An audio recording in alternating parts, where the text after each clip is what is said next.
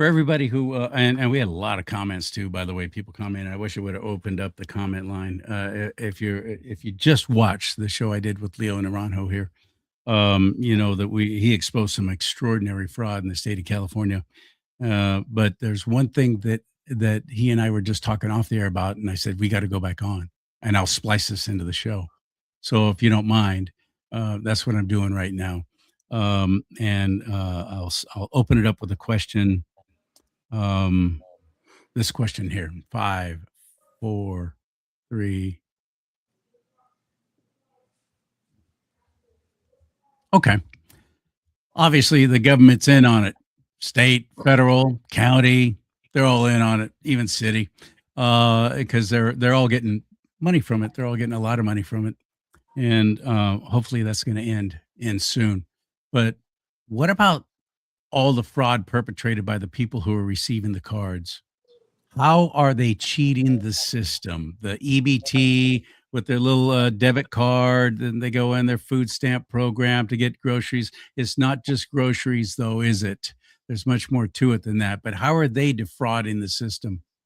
Well, you get money on your EBT card, your electronic benefits transaction card. So that's it started with. A lot of hyperbole about that now because it's not chipped like everything else. So these folks get cards with a PIN number. Individual puts in a PIN number through our office, gets the card, whoop, off they go. The 1st through the 10th is when the food stamp program pays out corresponding to the last digit of your social security number, whatever that is. So example, if yours ends in a 5, you're not going to get food stamps till the 5th day of the month, so on and so forth down the line. Oh, Cash aid, interesting. first 3 days.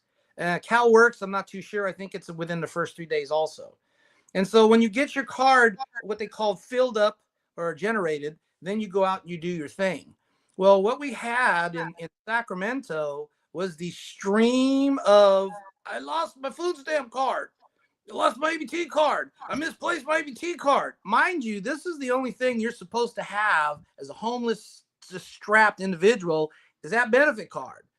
But these folks were coming in like candy. And one particular instance, in a month, I had an individual that changed out their EBT card no less than 16 times in a month. 16. Obviously generated a fraud investigation from me. But the problem was investigators couldn't find anything. And I finally pressed. I said, whatever it is you need to do, I need you to do it because people think this woman is my girlfriend. She's in here so often looking for a new card. She got busted for a $40,000 bail warrant for cocaine smuggling.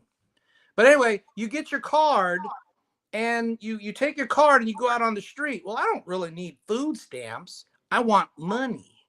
Charlie, for every $2 of my card on food stamps, you give me $1 in cash. So I'm going to give you a $250 fully charged food stamp card. You're going to give me $125 back, and now both sides are happy. You get a card, I got cash. The problem is when you, the person who just purchased the card, try to use it, something's wrong here. The food stamp card don't work. And you call it in, and you get asked a few questions. Well, Charlie Simons, your name is not Betty Boobop. So what are you doing with that card? You must have bought it. Yes, I did. Oh, okay. Well, you just got swindled too, because Betty Boobop reported her card stolen or lost, got a brand new one with a new PIN number to do it all over again. Now, there is a little known fact here. You know, they're bringing up in the news how they're charging people in these stores. Oh, people are getting over in the stores. I really don't care what they use food stamp money for. Just buy food with it. It's up to you. You're not questioned about what you need a bank loan for. You get a bank loan, you go do what you do.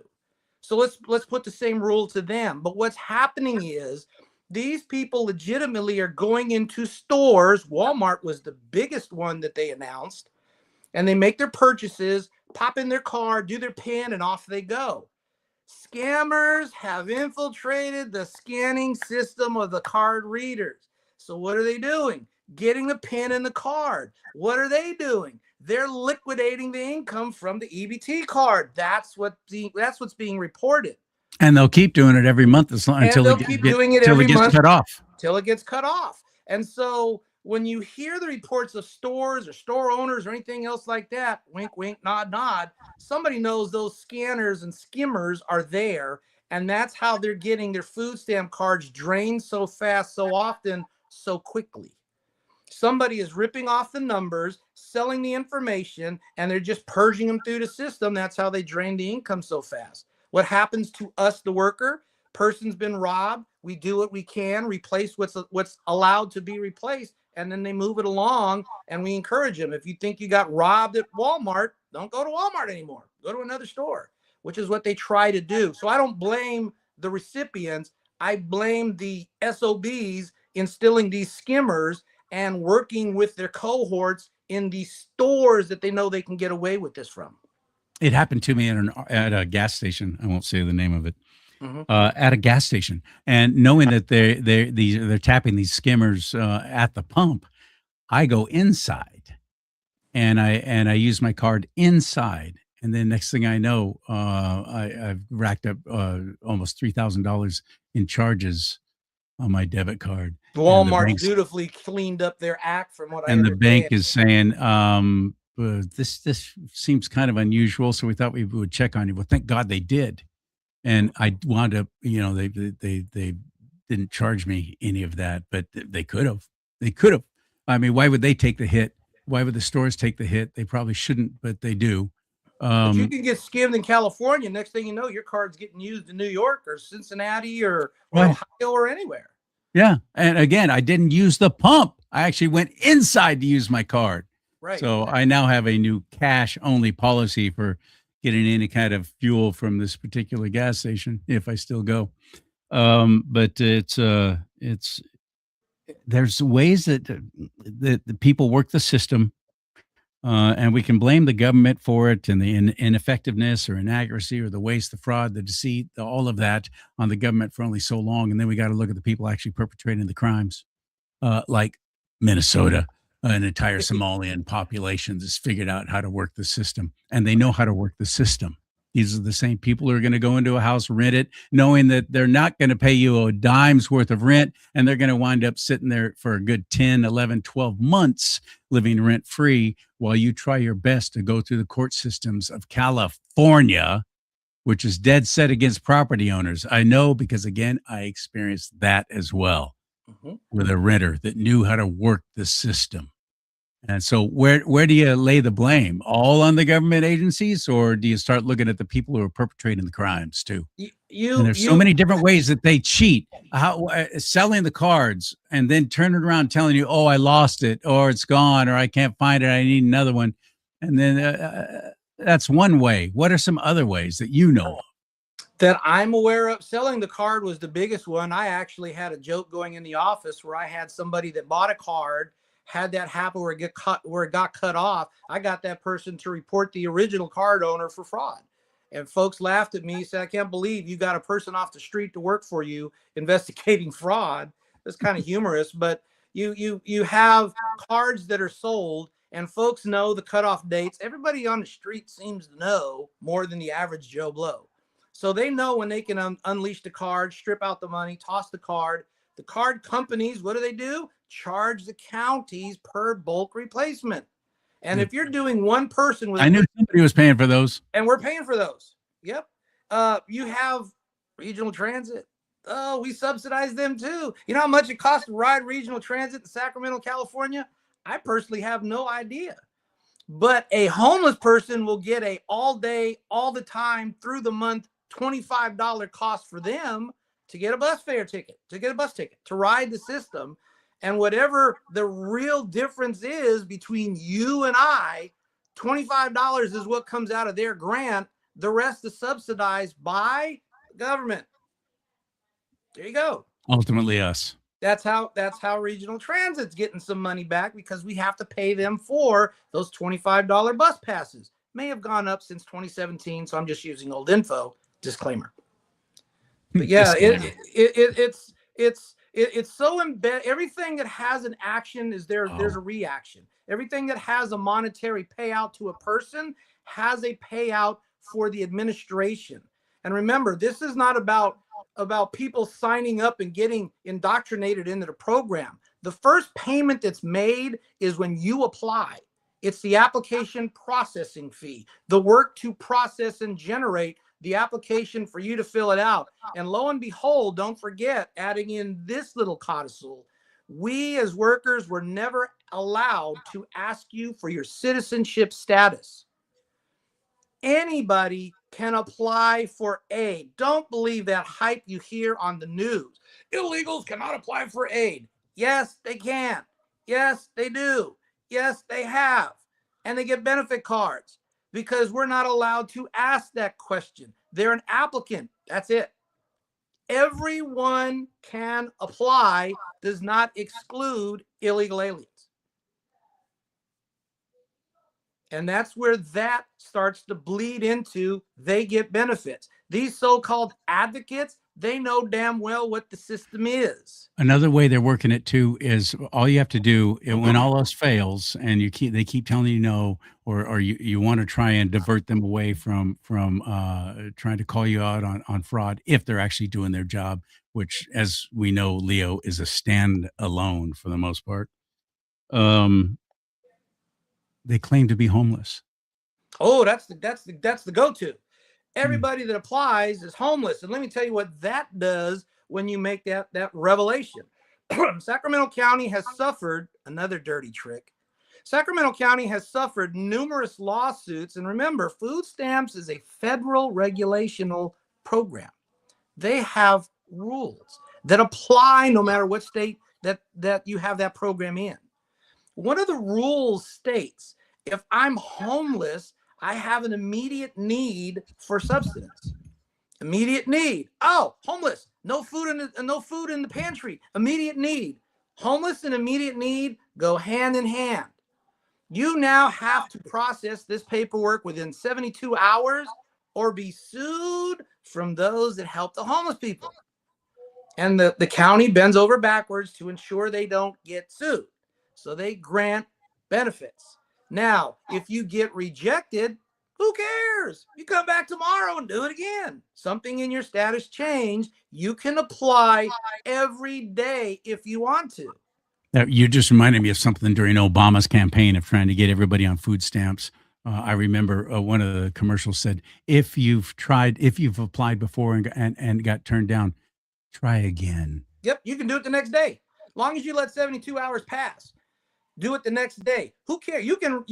Charlie, you can apply 30 times in a month, 31 if it's a 31-day month, excluding weekends and holidays, and we will process your application. Why are we happy about that? Because we're getting paid to process your paperwork. You're pissed because you can't get in the program, but we're happy because we're getting paid trying to get you into the program. And then if you get into the program, well, we get paid to administer your program. Well, I'm only getting $5 a month. Doesn't matter to me. I'm getting paid to manage your $5 a month. That's how that grift works. And you want to know the sickest grift is the people that say they're disabled. Most of them are. Most of them are. Homeless folks, a lot of disabilities. Where do they have to go? Because they don't qualify for Social Security. You have to apply for SSI. SSI, that little bit of money that you get way back when, food stamps was a non-qualifier if you were on SSI because food stamps was embedded in that program. Those rules have now changed, so you can now draw both. Yes. But going back to SSI, you apply because you are crippled, handicapped, unable to work, whatever the case might be. You can be the brightest person in the world, Lex Luthor, if you want to put it there. You will not qualify for SSI. Well, I got all my papers. Yes. I got all my medical. Yes. I filed everything in accordance with their formworks. Yes. Why am I not going to apply? It's been 4 years. Because you didn't get a lawyer. It's exactly right. You And they gotta give get you it. a list. Everybody knows that too now. That is like common knowledge. You want to get permanent disability, get an attorney and they'll get it for you. You have to get an attorney. And mind you, you've been fighting this for 4 years. So you've racked up a sizable portion of income to get paid. You've done everything, but the answer is still no. Even Social Security has this problem. But we're staying with SSI. So you finally decide, oh, I'm frustrated. Let me just get the lawyer from the list they gave you that's supposed to be fighting them, but they're fighting for you. You get a lawyer off that list. You walk into SSI. That person takes the same paperwork you have presented, presents it, Bam, there you go. You're And paid you're approved. I your know. I know. $40,000 And back. there are attorneys running ads saying that But we will wait, do just that. it gets better because you get your $40,000 back paid, just to use numbers. The attorney, they get the cut of that payment first. So you get a net 20% less because the rest goes to the attorney. They know that, which is why they force you to get the attorney. And now that you got on SSI, that's it. You do what you do. And so that's a little skim that those so-called we're helping and we're advocating for. Some of those people know the rules better than workers to the Right. degree that they know the rules. But Yeah. that's another portion of the scam. Social Security is the same way. You can't get into Social Security without a lawyer. Try it on your own and see what happens. You'll probably never get on the program. And our program intentions as a worker, here's the basic disposition that nobody talks about. If you've been applying for 3 years and you quit, Leo did a great job because Charlie gave up. If you are staying with it, oh God, this man's back again. Fine, Charlie, here's your check. Get the hell out of my office. Well, I didn't do the greatest job because you got paid.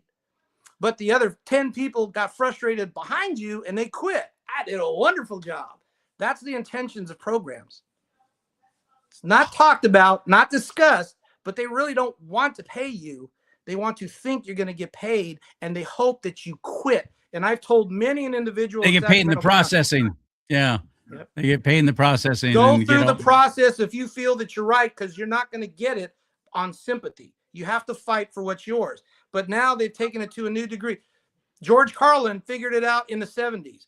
When folks start understanding that you can get paid for being homeless, oh my God, the world is open to you. It's proven $35 billion later. Wow. Dang, Leo. Dang. I don't know how any governor can clean all that up. In the state of California, at least. You're fighting against all the others. It's a daunting task, and I'm willing to do it. And try. That's all you can do. But I don't hear any other candidates talking like this. I don't hear anybody else running for governor talking about this kind of stuff because they probably don't have the kind of experience you have. They don't have the internal experience. They can talk about the program all they want. They've never been in it to see it. Well, I'm getting expert opinion from someone who was never in it that's telling you what they think they know. I'm telling you where I've been, what I've seen and endured, and there are people I've ran across the street. You think that a worker that's full of BS is a happy camper when they go out across the street? No, they'll be lucky if that worker isn't assaulted. I've seen people in the office get assaulted for some of the stuff they've pulled. But Leo, you're kind of brash. You're kind of hard. You're kind of matter of fact, open in conversation. Good. Skippy. And I've never had. That's what I like. Had an individual that has applied with me. I've never had a client, as we called them, attempt to assault me ever in my office. Now, I've called in the sheriff's numerous times because of clients and their disposition, or in one particular case, because when I got done talking to the gentleman, I knew they needed to be 5150, which is held medically because they're a little off. But I told the person, I'm calling the sheriff not because you're in trouble, but it's because they're equipped to answer your questions. I'll be right outside the door, and we'll go from there when it all ends. Sheriff came out 15 minutes later and said, don't worry about him. He's coming with us because he was suicidal. But that person was trained to make that determination. I'm pretty sure that's what it needed to do, but I let the experts do it. I've never had an individual assault me, threaten to assault me, or otherwise. Take that back. One person did threaten to assault me. I called the investigators on him. His girlfriend jumped into his case and quickly apologized for the mistake. Was I good? In today's terms, I was a goat in the welfare office. Very good. The welfare goat. Welfare goat. You need a t-shirt with that. Yep. But it's the tip of the iceberg of welfare. CPS has horror stories. CalWorks people have horror stories. Charlie, it's immeasurable how much money that you're going to find. And these are the so-called people who are required to give you the numbers. Well, if we have this much fraud, who's not doing their job? The program specialists. the so-called deputy directors, the directors, the administrative managers. All these people are involved because you can't hide numbers. But if an employee spouts the numbers, I almost assure you that employee will be unemployed or charged with something to get rid of what they're saying. Numbers are doctored and everybody moves aside. You said you can't hide numbers, but one of those Somalian daycares in Minnesota found a way because they had a break in, and whomever broke in stole nothing but all the numbers. Oh, they're still there. They might be gone for the moment, but they're still there. Yeah, I hope the so. fraud is there. So People need to be doing the perp walk. People need to be going to prison for this. That's They the need to only be way you wearing an change orange this. jumpsuit. That's it. There's two ways to change it. Number one, we as individuals have to be more prudent about who we put in government and what we let government get away with. And number two, we have to have individuals. I don't care about the word accountable. Everybody is accountable. These people have a job to be accountable. What they have failed is their responsibilities.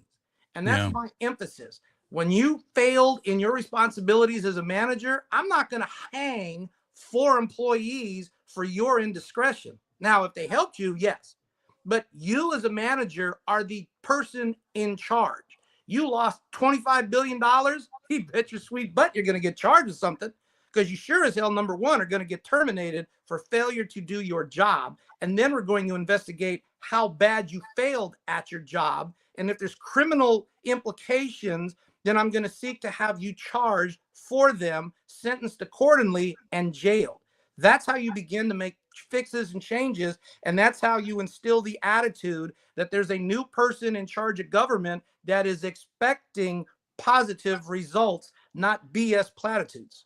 And if, Lord willing, you do get to do that, you get that position, you do win the gubernatorial election coming up this November. Or first, you got to get past the primaries. Got to beat the primary first. Yeah, I know that the media will ignore all that you're doing. So count on me. They're complacent too. They're complicit. They're complacent too. They're complicit. Yes. They're complicit. A part of it. I will not directly. I will always give you a way to let people know. Count on me. Thank you very much. Appreciate it. And don't forget, subscribe, like, and sign on to Mr. Simons. You see his logo on that side of the screen. Good man. Help him out. Let him bring forth the truth of what's happening so that you can get an understanding as a citizen what's going on. And let me leave you with this, Charlie. Stakeholders to me are the taxpayers of this state, citizens of this state.